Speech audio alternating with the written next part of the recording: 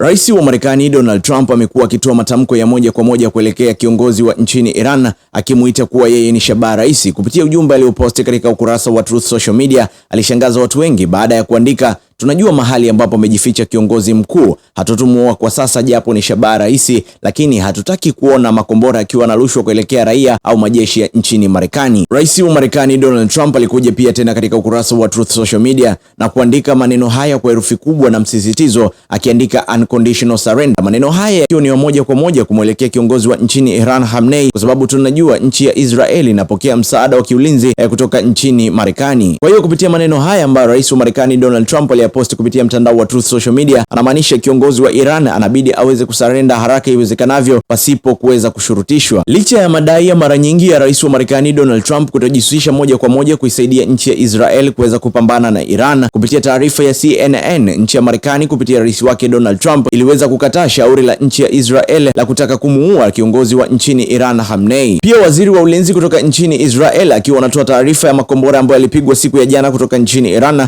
amesema mitambo ya ulinzi kutoka nchini Israel yameweza kuzuia makombora mbalimbali yaliyorushwa kutoka nchini Iran, japo kuna baadhi ya makombora kutoka nchini Iran yaliweza kuvuka anga la Israel na kuleta baadhi ya maafa kwa raia pamoja na miundombinu nchini Israel. Hali ya kivita inayoendelea kati ya Israel pamoja na Iran si shwari kabisa, kwa sababu tunaona si Iran wala si Israel, hamna ambapo kuna amani. Sijajua ni lini ambapo ugomvi huu utaweza kuisha au ni nchi gani ambayo itaweza kusuluhisha ugomvi uliopo kati ya mataifa mawili, Israel pamoja na Iran. Yapi ni maoni yako kuhusu swala hili? Niambie hapo kwenye comment section. Usahau kunifollow, like na share video, itakuwa umetisha zaidi.